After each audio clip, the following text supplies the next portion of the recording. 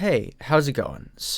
I apologize for the rest of this video because I'm going to sound a little bit drony. I've been sick for a little bit and I couldn't really put this off for much longer because I'm graduating soon. So my schedule is about to get really hectic. So I apologize for that, and I hope it doesn't mess with your enjoyment of the video, but it's not too horrible. As I'm hoping the rest of you were able to, was really able to breathe a sigh of relief when Marie Le Pen failed to really seize the French presidency and, though less convincingly than last time, was pretty soundly beaten. That's not to say I like Macron at all. He's still, frankly, a pretty bad candidate, and I expect another miserable few years of him gutting every social institution that actually benefits the French people. But that's just how it is sometimes, right? You're presented with two pretty horrible options, and you have to pick the lesser of the two, because to not really only increases the likelihood that things get a lot worse a lot faster. Like, we as rational people that are politically effective can understand this, right? Well, unfortunately, not everybody does agree with the idea of harm reduction through the lesser of two evils, at least electorally. And you predominantly see this in leftist circles, the ones that stand to gain the least from any sort of solely moral and principle-based voting. I'm not saying that voting based on your principles or morals is wrong necessarily, just that when it supersedes any sort of political effectiveness and only leads to a greater amount of harm, it becomes a problem that needs to be addressed. That prior point was where I got the main idea for this video, actually. We'll be discussing the French presidential elections, the 2020 Bernie or Bust movement, and a little bit of online leftist infighting. Please understand that I'm not perfect, and I will get a few things wrong here and there. Don't be afraid to let me know.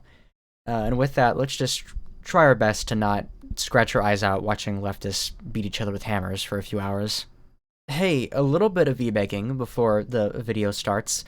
Please consider liking and subscribing. I know you probably hate hearing that, and I hate saying it, but any and all help is appreciated, and it really does mean the world to me, so consider sticking around. Alright, so immediately we do have to talk about the French election. It was a close and pretty messy affair between a status quo neoliberal and a far-right nationalist. As freedom-loving leftists, it should be a pretty obvious question and answer of what we should do in a situation like this.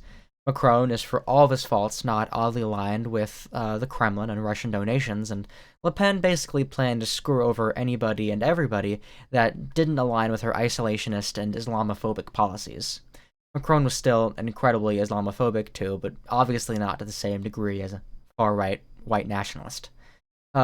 However, there is a third contender in this election, and his name was Mélenchon. Mélenchon occupied, from what I could see, a pretty strong position within the French left. He carried his party to a pretty good first-round showing, and even though they lost, they're still pretty active outside of it.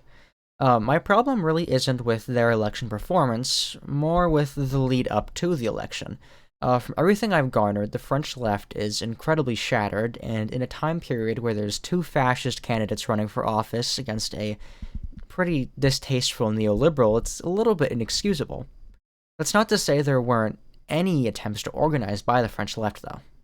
Pictured to my left is a call for leftist unity by a French presidential candidate, and pictured to my right is the response. Yeah, it's not very inspiring, is it? I don't really have a problem with them not, dropping their campaigns and bowing at her feet. But I do have a problem with the total lack for any call for unity on their part, There was no sense of coalition building or organization at all.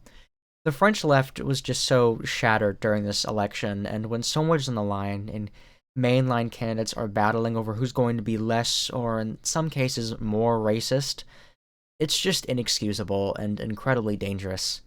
I feel like it's a hallmark of a really dangerous and unhealthy political climate when not even the threat of fascism is enough to really motivate you into some sort of greater organization or movement. That's not to say that I think this is like the end of the French left or something, or the left in general. We just need to work harder at really finding common policy goals and coalition building that'll really allow us to be politically effective. Think about it. How many niche leftist ideologies are there? There's market socialism, there's communism, there's anarchism, there's anarcho-communism, there's Marxism, there's Leninism. There's so many, and every time we have any sort of disagreement, we schism again and form a new one. It gets us nowhere, and it makes us look like fools, and frankly, we are in situations like this when fascism and authoritarianism are on the uptake, and all we can focus on is what the other leftists around the street said. We just need to take a common step that'll really allow us to be politically effective, and we can do so much from there. We just have to take that first step, though, and so many on the left seem to be completely unwilling to do that in general. Don't even get me started on like mutual aid or community organizing. There are so many leftists that will talk about community organizing and how you can get involved, but not in a way that's actually good for leftists. A lot of it's more in like a weird clout point kind of baity way, where whenever somebody talks about making change electorally or organizing and coalition building as leftists, they just kind of throw it out there like, you should be doing mutual aid, or you should be doing more, you should be doing more in communities. It's kind of ridiculous, and it's sort of gross to use such an important thing that actually improves people's lives substantially as just a big hammer to squash any sort of discussion. It doesn't really help the left, and a lot of these types I'll be discussing later on in the video because they're not exactly as left-leaning as they proclaim, and really for the impact they have on the left, it really wouldn't matter if they said they were at all. Sadly, we have to talk about Twitter next. Twitter is one of, if not the best platform to acquire rapid onset dementia on, and leftists especially struggled with an incredible explosion in rapid onset dementia with the Bernie or Bust movement. You might be asking yourself, sadly so, what is a Bernie or Buster? You don't want to know. If you, for some reason, would love to delve into the incredible stupidity of the Bernie or Bust movement, we have to start at the very beginning. Bernie or Busters resulted from the failure of Bernie Sanders to secure enough support to win the Democratic primaries and run against Donald Trump. It was pretty obvious that it wasn't exactly all fair play in these primaries, and that, combined with Bernie losing in general, was just incredibly demoralizing to a lot of leftists. In fact, it was demoralizing enough that it pretty much turned them off from the electoral system in its entirety. Bernie or Busters rely on the assumption that there are no significant differences between the two major nursing homes in America, and therefore we shouldn't vote for either of them. Instead, we should withdraw from electoral politics and force the Democratic Party to acquiesce to our demands in order to gain our votes, allowing us to gain influence and power in the Democratic Party and America as a whole. It all sounds pretty good. Let's talk about why it really isn't at all. The idea that there is just no difference significant enough to warrant voting for Democratic candidates over Republican ones, at least in the name of harm reduction, is just stupid and dangerous. The idea that the Republicans that are passing anti-trans legislation, seizing the capital of the United States, and forming literal cults is the same as liberals that clap and don't get things done is fantastical and really just kind of denies reality. I know what you might be thinking, though. If we show that leftist policies are non-negotiable, they might be more willing to acquiesce to leftist demands. That's just frankly kind of wrong. Political parties are interested in accumulating voters, and if leftists abandon the party en masse and actually damage their electoral prospects, they'll just move on to groups that are more willing to vote for rightward policies that aren't trying to systemically change the entire United States. Change has to be done within the system at some points, and you can do work outside of it, but you have to at least have some sort of presence to get anything done in the country. Besides, do you think that by abandoning electoral politics, we wouldn't paint a massive target on our backs for both parties? Imagine if Biden was to lose the 2020 election because leftists didn't participate. Do you think they'd go, oh, we should have been more leftist? No, they'll just say that we ruined it and turn liberals against us even more. Besides, it's ridiculous and privileged to claim that you could somehow fix the country by allowing one of the worst presidential candidates in history to win. And it kind of speaks to a privilege that some of these people have, where they think that they can sacrifice the safety and lives of others to possibly win, maybe 4 years later after irreparable damage is done to the framework of the United States. For some leftists, the damage was the point, though. These leftists would advocate for accelerationism, the idea that another Trump term would cause enough damage that it would create sufficient class consciousness and dissent for a leftist revolution. I'll let you mull that one over. Capitalism in decay typically emboldens fascists and other far-right ultranationalist groups that are, at least within America, much better organized and armed than pretty much any other group. Think about what's going to happen in a revolutionary struggle. It's going to be a bunch of well-meaning but incredibly disorganized leftists against well-organized and heavily armed neo-Nazis. Um, I'll be seeing you all in a mass grave if that ever happens. Yeah. It really just isn't that hard to imagine what would happen if we were to accept accelerationist presuppositions. The historical trend points pretty consistently towards far-right militants being very successful at capitalizing off of decaying democratic institutions and instability to generally put leftists and everybody else through an incredibly bad and miserable time. You might point to the Soviet Union or something as an example of an autocratic state collapsing into something that was marginally better, but I don't really feel like the Soviet Union did anything really leftist after a pretty good period of time. I mean, Lenin disassembled the workers' councils, killed other leftists in pointless power struggles, and literally annexed Ukrainian anarchists after they attempted to help in the Russian Civil War. Not exactly the best picture of an accelerationist principle. I know I'm being a little bit aggressive, but a lot of the leaders you can point to really turned away from leftist principles the second they got into power, and in some cases just made state ideologies. Like what? Marxist Leninism is what we're gonna call ourselves now. That's it. We've gone full circle. We've gone from hating the state to making new state ideologies.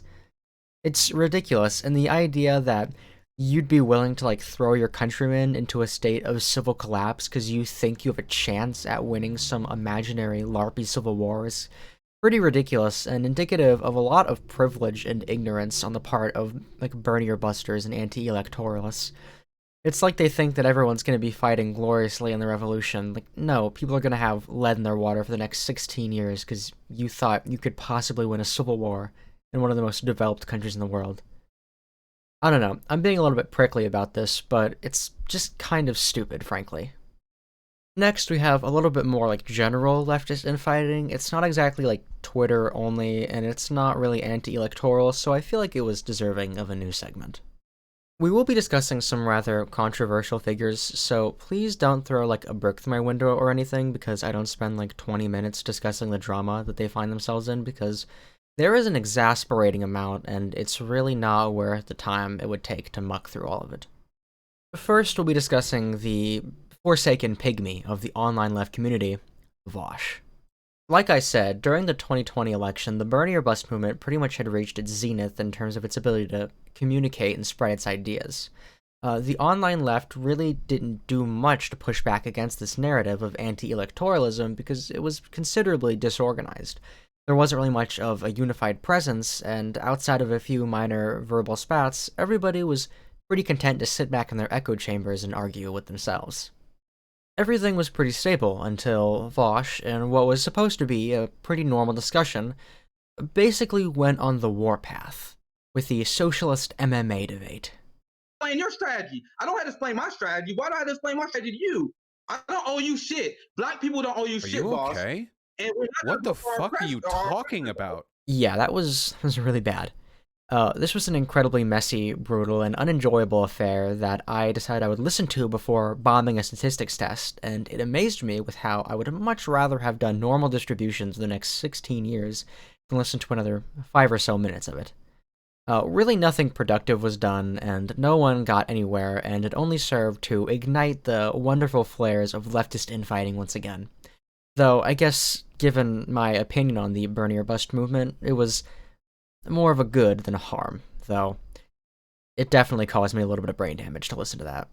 What really strikes me about the whole anti-electoral and electoral struggle and all the infighting in general is just how pathetic it's made us as a community, leftists.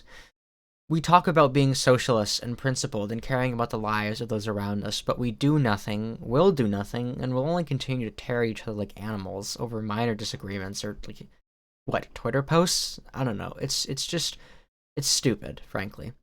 We have so many good people that want to do so much work, but nothing ever gets utilized because we'd rather throw away our resources vainly believing that nothing we do will have any impact than, I don't know, trying our best at the very least. Like, I understand that the perception is that it's just like Twitter or it's just the internet and that it's all going to fade away eventually and nothing is going to matter. But times are changing. People care less about where their news sources are coming from. They're listening more to Alchemy DMT Festival and Sonic Onesie Pot Simulator, and I don't know.